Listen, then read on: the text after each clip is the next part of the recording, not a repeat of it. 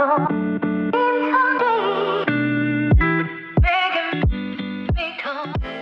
everybody, this is the MoneyBru and DJM tips and tricks. Today we're at Weld County Garage. I'm here with Warren Yoder, and we're just, we're not trying to be showy or anything. We're just bringing you some car knowledge and car information. I get super excited about cars, but I don't know enough about them. So we're gonna ask Warren some cool questions, maybe to help you on your car journey. If it's going from your everyday driver to what does it look like for a classic or a sports car. And Warren's seen multiple people in that journey. Hey, keep watching. This is a quick segue, but very important. Thank you so much to Thru for sponsoring this video and making this happen. I want to talk about it because I've been a user for Thru for the last, 3 years. My brothers work here. The ethics are really high. They support local organizations. There's a link below sharing a little bit about Thru, but the phenomenal thing about it is in and out, right? You get this done. You have an unlimited wash pass you can use. I have the plan second from the lowest because I want a little bit more cleaning on my car. I have kids, you need to get that sorted out, and that's always crazy. But yeah, if it wasn't for them, we wouldn't be able to make videos like this. So special thanks. Come check them out, use the link and see what you can do with it. If you're spraying your car, if you're washing it by hand, how much time is that costing you, and can you do it more efficiently? And I think with Thru, it is like that, where you're gonna save time and money doing something like that, and it's worth just being happy about your vehicle clean, right? Than spending so much effort and time struggling. So check out Thru. Thank you so much for the sponsorship. You guys are awesome. Keep supporting local. I want to see a lot of clicks and a lot of love. Cheers. Let's continue with this video because it's jam-packed. Scan the QR right here. First question is what are some misconceptions with a classic or a sports car that you can think of? I think misconceptions could be generational, right?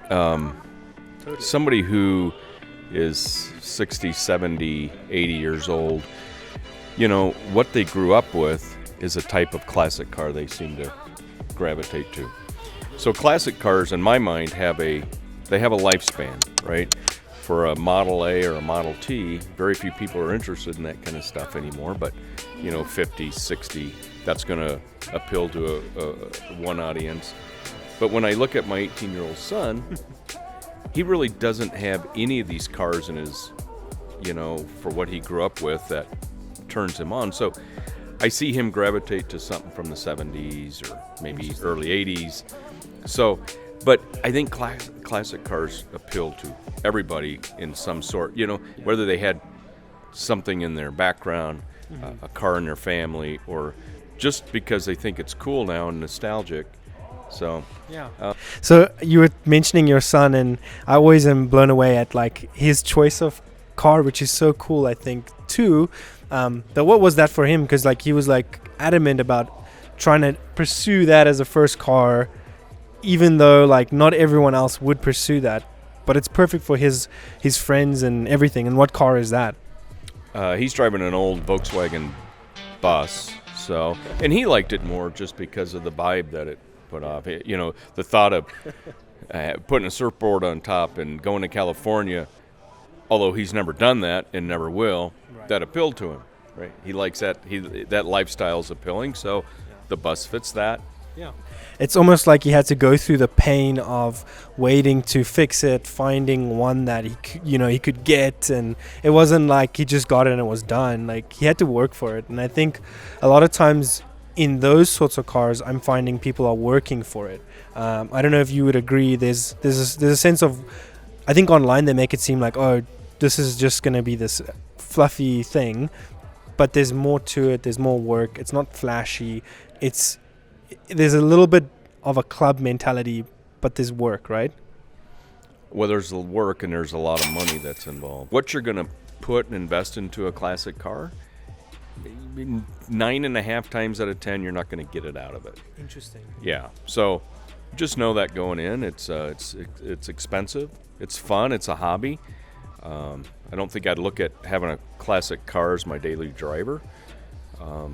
But you can get into the classic market really reasonable, but just try not to make that your number one source of transportation, because it's going to be costly.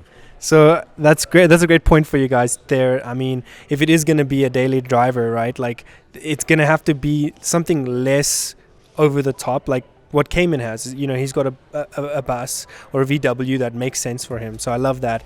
Let's go to the next part. And this video is really about, we wanted to talk about flipping cars, and then we realized that's a whole business. So if you're going into it trying to flip from your car to something, it could be a mistake, I guess, unless the car is practical. But what advice would you give to people thinking in those terms? Because I'm seeing a lot of searches for that.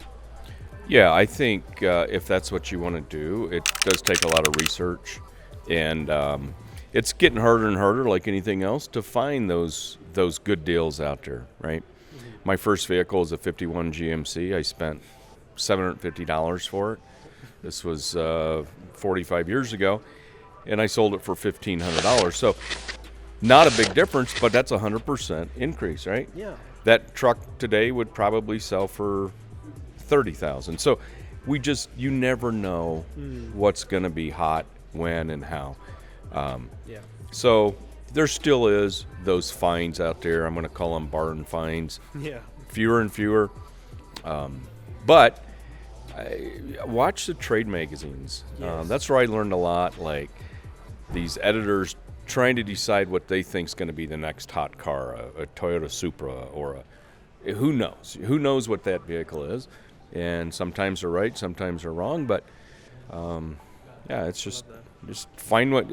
It's kind of like wine, right? Yeah. Drink what you like. Yeah. Don't worry about what it someone is. else thinks. Yeah, it's just so drive what you want, and Yeah, buying wine for my father-in-law is a challenge. He has very specific taste, so now I've stopped buying any of the other brands except for the ones he likes. But I love it. So yeah, that's a really good point. Like, follow the trend of what is out there. What are you looking at that's important to you, and maybe your family. What I respect about you is it's not about quantity. You know, you keep it simple. You have maybe one car you enjoy, and it's not like overdoing it in a sense. And I think that's very respectable, because how much can you drive a car? That's a sports car, a classic car. Anything to elaborate on that from your side? Well, it's a good thought process. There's a lot of car collectors out there who I think enjoy the hunt of getting that car. They don't enjoy driving the car. They enjoy the hunt of getting that car, and I think that's really what drives so many collectors of anything. We have a few collector cars sitting around here, and the problem with is they just sit around here. So that's a better use for them too. What, to sit? So people can enjoy it. Well, people can enjoy them, and that's why they're here. But you know, when the fun becomes, I think, is when you have a classic car that you're enjoying. Yeah. You're driving it and you're having fun with it. Is it worth getting certain classic cars to enjoy the community of that car? And what does that look like? Oh, I think so. There are big communities out there for classic cars or car shows, and some people want to spend their weekends doing that. I want to spend my weekends driving to the mountains in my car, but everyone's different. Yeah. So. Thanks, Warren. I mean, this is such good, valuable information. And just a big shout out to Weld County Garage. You know, they have spurred off a lot of different businesses, and they're serving so many communities. There's banners around me that I'm seeing. You know, there's really cool outreaches that they've given to places that they're sponsoring. Man, it's really fun to see that. Can you share with people, like, from the business realm, you know, when is it a good time to start a different section of your company, or maybe open a new business? When is that for someone? Because I know Weld County was the core, and then over the years when you've been here, it's been, okay, well, let's take some risks. But what does that look like? The risks that we've taken are usually from the people that work here. So wow. It's when they come up with an idea, hey, what if we did this? Let's try this. And that's how some of our businesses have gotten spurred off. And which I think is really cool when they're grown internally. So. Very cool. Okay, so always pour back into your employees.